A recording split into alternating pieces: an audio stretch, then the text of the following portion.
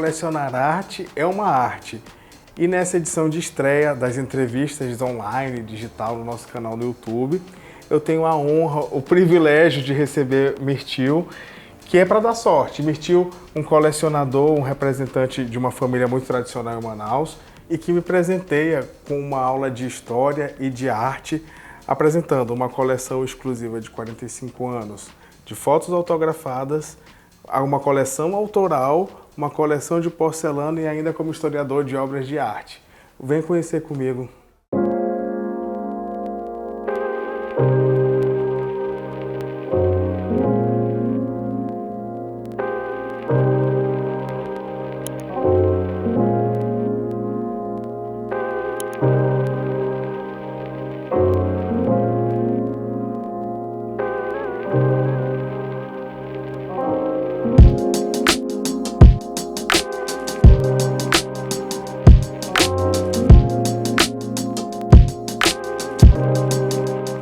Então, Mirtil, aqui nós estamos onde tudo começou, com essa peça. Com esse pequeno autógrafo aqui, que em 1975, quando a Margot veio dançar aqui em Manaus, ela me deu. E que a minha mãe ficou empolgadíssima, que eu tinha que assistir a Margot de qualquer jeito. Eu tinha 13 anos e eu fui e fiquei muito impressionado, principalmente pela figura dela, toda branca, que eu vim depois descobrir que ela maquiava o corpo todo de branco. Entendi. Então aqui são as fotografias que é o objeto da sua coleção. Aqui é uma pequena seleção, eu tenho mais de 4.000 fotos. E aí ficaria muito longo, né? E eu peguei algumas que são mais representativas para mim. A minha pergunta é que, uma curiosidade que eu já estou vendo aqui em cima, como elas eram armazenadas, como são armazenadas as suas fotografias. As minhas fotos eu armazeno da mesma forma que você vai ver as fotos armazenadas no Metropolitan Museum de Nova York, em qualquer museu de fotografia, elas são armazenadas da forma que eu armazeno. Eu manuseio de luva porque foto é papel. A luva é para usar para manipular a fotografia. Mas ela está aqui envolta. Então vamos ver aqui. Aqui é Mikhail Fokine, que é um grande coreógrafo do começo do século XX. E eu armazeno assim. Essas embalagens são de um plástico duro, resistente, rígido, né? Elas não têm ácido, elas têm filtro UV, é um plástico especial que eu mando buscar nos Estados Unidos, que é assim que você vai encontrar essas fotos em qualquer local, qualquer museu. E aí eu coloco aqui dentro, e antes eu escaneio, eu tenho toda a minha coleção escaneada, e aí eu coloco aqui dentro e pronto. Elas ficam armazenadas aqui e você pode... A parte de escanear é a catalogação dessas Eu imagens? tenho catalogado tudo eu tenho. Entendi. E para falar a verdade, eu vejo mais as fotos escaneadas do que as originais, que eu não gosto muito de mexer. Então, bom, a minha pergunta, minha curiosidade, na verdade, é como você adquire, como é que você adquire esses produtos? Essas fotos são compradas todas em leilões. Existem muitas casas de leilão de fotografia na Europa, nos Estados Unidos, que eu sou inscrito. Hoje é muito fácil você comprar, porque quando eu comecei a colecionar em 75, era por carta, você comprava 2, 3 fotos por ano, tudo era muito difícil. A internet abriu todo um novo mundo, né? Entendi. E você dava lance por carta, tu imagina isso? E hoje, o que você tem de mais valioso da tua coleção de fotografias? Para mim, todas são valiosas, né? Mas eu tenho essas duas fotos. Eu não sei onde eu coloquei aquelas duas pequenas. Ah, tá aqui. Essas duas, isso aqui são essas fotos pequenas, no século XIX eram chamadas carte de visite, CDV. Hoje em dia são chamadas CDV, porque elas têm o tamanho de um cartão de visita. O século XIX, ele dava nome para todos os tamanhos. Hoje a gente vai mandar revelar uma foto, é 10 por 15, 15 por 20, mas naquela época era carte de visite, era cabinet card, era Promenade Card, então cada um tinha um nome. Essa é o que você tem E de mais valioso. essas duas fotos são... Inclusive eu tinha comprado antes um autógrafo sem ser foto. Giulia Grisi e Giovanni Mario são os maiores cantores da primeira metade do século XIX. Giovanni Mario de Candia era um nobre que se insurgiu contra o rei e foi expulso da Itália. E ele jurou para a família que jamais cantaria na Itália para não envergonhá-los, porque artista de teatro era... Então, você comprou primeiro o autógrafo? Primeiro eu comprei um autógrafo numa folha de papel, que a gente tem que comprar o que aparece, porque... E como é que você tem a segurança da legitimidade porque dessa existe assinatura? um órgão nos Estados Unidos, que eu não lembro o nome, IAAPP, um negócio assim, que ele garante a autenticidade. Quando você compra, vem junto, tipo um diploma, descrevendo tudo e com o selo deles. Entendi. Tem alguma peça dessa coleção de fotografias que é o teu sonho de consumo, que ela não está aqui hoje ainda? Não, o meu sonho de consumo é o Nijinsky, que está $20 mil e é muito raro aparecer também, e eu não tenho. Essa é a única foto que eu não tenho. Tudo que eu quero eu tenho, menos o Nijinsky. Paralelo à sua relação com os colecionadores, ela é feita através de algum grupo? Não, existem associações de colecionadores, mas são todos da Europa e dos Estados Unidos. Estão em comunicação? Sempre. Trocam figurinhas? São bem egoístas. Não é muito light assim, não. Mas pelo menos a gente conversa, né? É muito difícil você conhecer alguém que goste disso. Entendi. E por exemplo, aqui tem eu tirei aqui uma pequena parte. De cantoras de ópera e bailarinos tá de misturado. Metade do século XIX a metade do século XX. Isso. É o que a gente tem aqui. Do mundo todo. Do mundo todo. E o que teria de valor para o Amazonas? Que tem o Teatro Amazonas. Dentro da minha coleção, eu tenho uma coleção que são artistas que se apresentaram em Manaus na época da borracha. Inclusive, um dos maiores sucessos da época da borracha foi essa cantora, Leon de Mendes, que tem uma história muito curiosa, que ela era bailarina do corpo de baile da Ópera de Paris e estudou canto e virou cantora lírica. E até conversando sobre isso, a minha querida amiga Clarissa de Esteiro e Silva me alertou que essa é a história do Fantasma da Ópera. E eu não tinha me alertado para isso, é verdade. A Leon de Mendes é a heroína do Fantasma da Ópera na vida real. Entendi. E era belíssima, eu adoro essa foto. Foi montada no Teatro Amazonas. Ela cantou Fausto no Teatro Amazonas e com um sucesso gigantesco. Inclusive, os fãs aqui em Manaus deram para ela, quando ela se despediu da cidade, uma tiara, uma joia que mandaram fazer para ela em homenagem aos fãs de Manaus.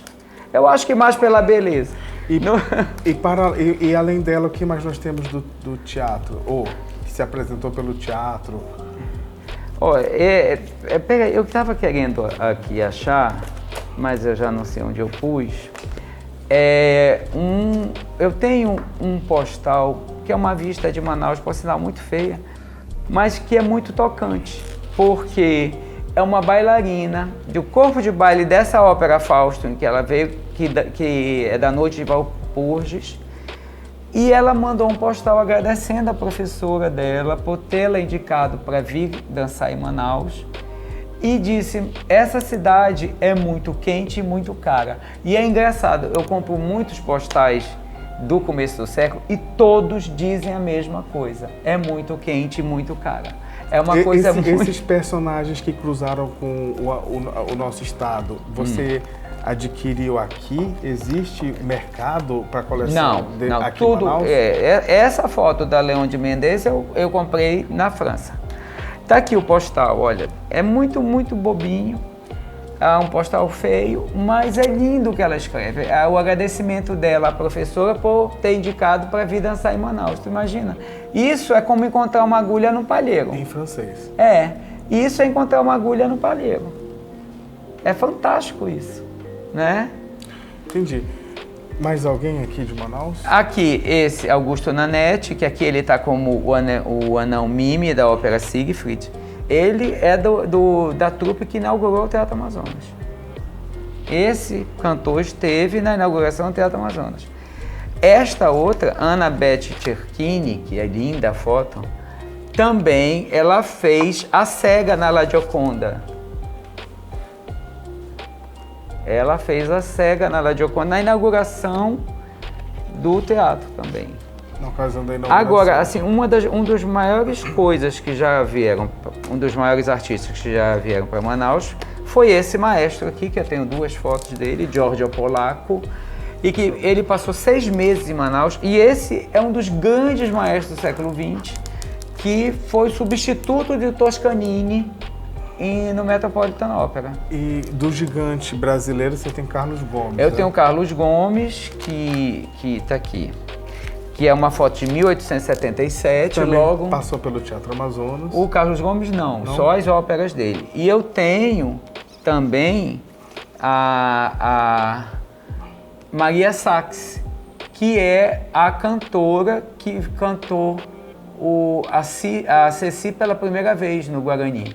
Porque para um cantor de ópera e um bailarino, você estrear mundialmente uma peça é a maior honra que existe. Isso é uma coisa assim que é histórica. E essa é a primeira Ceci, tá autografada na Costa. Mirtio, e a coleção toda tem cerca de quantos 4.000 e poucas fotos. E você tem mensurado o valor de quanto ela é estimada totalmente? Não, nem faço isso. Não faço. Eu tenho... O valor para mim... essa coleção para mim é um contentamento. É fonte de uma alegria eterna. Toda vez que eu mexo, eu fico imensamente feliz. Por exemplo, essa foto aqui... Esse sentimento é a finalidade da coleção particular, né? A coleção é um contentamento, como eu disse. É uma fonte eterna de felicidade. Essa foto aqui é da cantora que estreou mundialmente a Carmen, de Bizet. É Celestine Gallimard. E tem uma coisa muito curiosa com ela. A Celestine Gallimard, ela botava cartas. Cartomante? Ela era cartomante, mas assim, de hobby. E no segundo ato da Carmen, a Carmen coloca cartas, ela está com os contrabandistas, ela está na beira de um rio e ela coloca cartas. Quando a Celestine Gallimard colocou as cartas, ela tomou um susto e disse: Bizet morreu. E naquela noite, Bizet não tinha ido à Ópera Comique para assistir a representação. Ele tinha morrido. Ela viu isso durante o espetáculo. Isso é um fato histórico. É um fato histórico. E essa foto é mais fabulosa porque ela está vestida de Carmen. E dentro do universo da ópera, quando um artista é convidado para ser o primeiro intérprete... É o compositor que convida. E é uma honraria. É a maior honra que existe. Inaugurar um teatro, olha aqui. Essa cantora, Gabrielle Krauss, inaugurou a Ópera de Paris. Ela era terrível, insuportável. Giuseppe Verdi veio reger com ela e Vespri Setiliani e diz que jamais se apresentaria com ela novamente. Ela era insuportável. Só que era uma cantora excepcional e inaugurou a Ópera de Paris. E a assinatura dela tem um valor... Tá aqui. Gabrielle Krauss. Só que na minha coleção eu tenho também algumas coisas fora da ópera, como adoro essa foto, Agar. Agar foi a maior estrela da Comédie Française, do teatro dramático francês, antes de Sarah Bernard. Existe uma estátua dela na porta da Comédie Française em Paris. Então as pessoas só falam em Sarah Bernard. Eu tenho Sarah Bernard, mas antes dela existiu Agar, que é fabulosa. Essa foto é fabulosa, né? Agar. Então, Mirtio, além das fotografias, o que mais você tem nessa coleção que se relaciona? Quando eu recebo os catálogos dos leilões, eu sempre observei que tinha algumas fotos de Manaus e aí eu não conseguia deixar de dar lance nessas fotos. Hoje eu tenho uma coleção também de Manaus, que tem coisas muito curiosas, como esse concurso de Miss no Palácio Rio Negro em 1929. Como essas duas fotos aqui, Lourenço Machado de 1887 e a J. Fernandes de 1882, que são... O A.J. Fernandes é o deputado que fez o projeto para a construção do Teatro Amazonas. Foi ele que propôs a construção do Teatro Amazonas.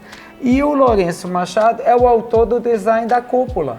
Então, o que você tem aqui de valioso é não só para você, como para o Estado, para a comunidade toda. Olha, essa foto da igreja de São Sebastião é fantástica, porque a cúpula ainda está uma armação de madeira aqui. Então, ela está em construção. É um acervo que chama a atenção da Secretaria de Cultura? Não sei. Aí eu não sei. Mas chama atenção para mim. Agora, além de Manaus, que eu sempre compro o que eu acho interessante de Manaus, eu que adoro Nijinsky, eu tenho esses números da revista Le Théâtre e Comédie Illustrée, que são todos impressos a ouro. Esses exemplares são super procurados nos leilões. E eu tenho aqui a Nijinsky e Pavlova, aqui a Nijinsky e Karsavina, aqui a Karsavina no Pássaro de Fogo, aqui a Nijinsky na Tarde de um Fauno e aqui é o desenho do Pássaro de Fogo, o projeto do Leon Bax. São revistas editadas em Paris. São revistas comemorativas à apresentação do Nijinsky em 1909 e 1910. Então, o Nijinsky era um bailarino tão importante que elas foram editadas. Na época, já custavam uma fortuna. Elas eram para colecionadores. E hoje elas são super procuradas. E eu tenho todas. Todos os exemplares. Todos os exemplares dessa. Olha que fantástico. E coloridas à mão. São fantásticos, né? E assim, por falar em coloridas à mão, você também é um artista, um fotógrafo e pintor. Eu fotografo e pinto. Eu tenho um trabalho autoral em que eu fotografo, eu pinto, porque eu adoro trabalhar com a mão. Eu não gosto de Photoshop, pintar com Photoshop. E você desenvolveu uma técnica própria? E aí depois eu escaneio e faço só uma limpeza no Photoshop. E É a minha técnica, eu que desenvolvi, porque eu estudei fotografia e estudei pintura. Eu me achava medíocre em ambos. Aí eu juntei os dois, aí eu acho que eu fiquei super medíocre. Entendi. Temos um exemplar, não temos? Temos.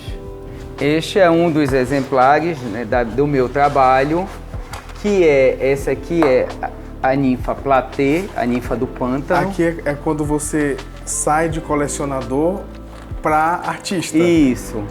E aí, ó, eu fotografei o modelo, trabalhei com tinta, depois escaneei, trabalhei no Photoshop. E a ninfa do pântano, ela é assim, com musgo, com anfíbios. É uma ninfa, mas é um modelo é um rapaz, que tem aqui. É um rapaz. Eu sempre faço assim, rapazes representando personagens femininos. É uma característica, a assinatura do artista. Eu sempre faço rapazes. E é platê, que eu acho... Tem outra obra que você trouxe? Aqui é Bóreas, o vento que traz o inverno. E aí eu quis fazer uma coisa mesmo meio sem foco, embaçada. Utilizando a mesma técnica. A mesma técnica. Bóreas, que sopra o vento com a concha e ele sopra o vento frio e vai trazendo o inverno. Esses são dois exemplares, eu tenho muito mais, e que eu jamais mostrei. É a primeira vez que eu mostro. Tem uma inspiração? Onde você se inspirou? Minha inspiração basicamente é mitologia greco-romana. Eu adoro mitologia greco-romana. Isso é o resultado da sua experiência de colecionador e de historiador. De leitor, né? Porque a mitologia greco-romana é uma paixão minha de infância. Então, 90% da minha obra é mitologia. A obra que você é o autor, ela já tem uma coleção, já tem... Eu tenho vários daqueles que faz embalagem de quadro, não é cilindro, né, de papelão. Eu tenho um monte, já até não tenho mais onde pôr. Entendi. Porque eu mando fazer a impressão em São Paulo, em Fine Art. Então vem naquelas embalagens e eu guardo nelas mesmo. E você tem expectativa de uma exposição? Para te falar a verdade, eu faço por meu prazer. Eu nunca pensei em expor nada. Como a minha coleção é uma coleção para o meu prazer. Eu nunca fiz exposição, nunca fiz nada. Mas é algo a se pensar, né? Pode ser.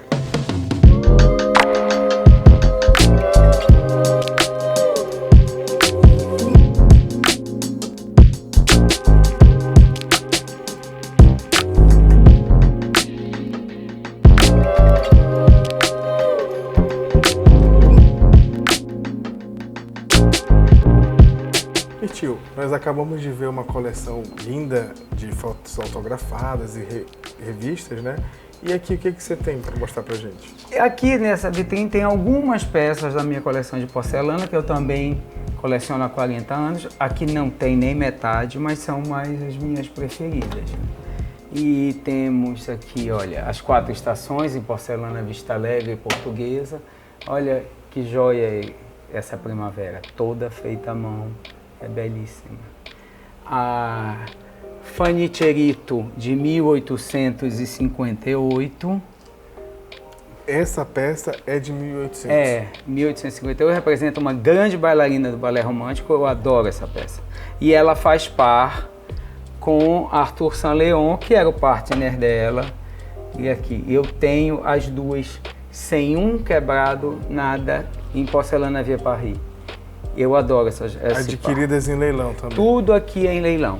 Essas aqui da frente, que são delicadíssimas, são porcelana de Nymphenburg, uma porcelana da Bavária, também tem 150 anos, você vê o detalhe da gaiola aberta com o pássaro e na mão do par, os 2 pássaros no chapéu. São lindas, né? Aqui é Nijinsky e Karsavina, uma porcelana dos anos 20, em Arlequinade. E aqui temos Alicia Markova. Quer dizer, a minha paixão por ópera e balé acaba contaminando tudo, né? E eu dou preferência a essas peças que têm algum relacionamento. Essa peça aqui não tem nada de ópera e balé, mas essa peça é fantástica. Essa peça é Baco e Ariadne. Na representação mitológica, Baco é um jaguar. Então, sempre que você vê um jaguar, é Dionísio, é Baco. E aqui, Ariadne. Essa peça é fantástica. Aqui nós temos também uma outra produção, Ladro, né? Ladro, que eu não gosto muito, eu só gosto desse Jesus. Mas além de Ladro, você também tem Versace, não é isso? Tenho, você tem uma das maiores mas coleções. aqui é mais coisa antiga.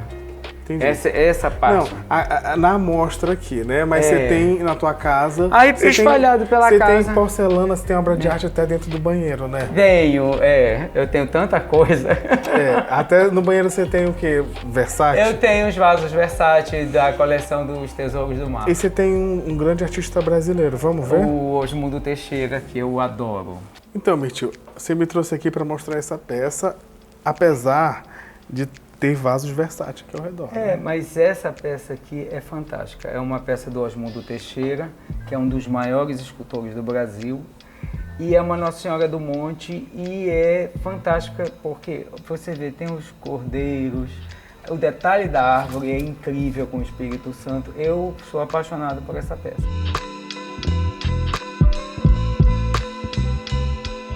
Então, Mirtio, diante do segundo guardião da sua casa, que primeiro é Deus e segundo esse leão com asas, uma peça em bronze que compõe seu acervo de esculturas pela sua propriedade, de 150 quilos, né? 150 quilos. O que ele representa? É uma quimera, né? É um animal fantástico da mitologia grega. E eu sou apaixonado por ele.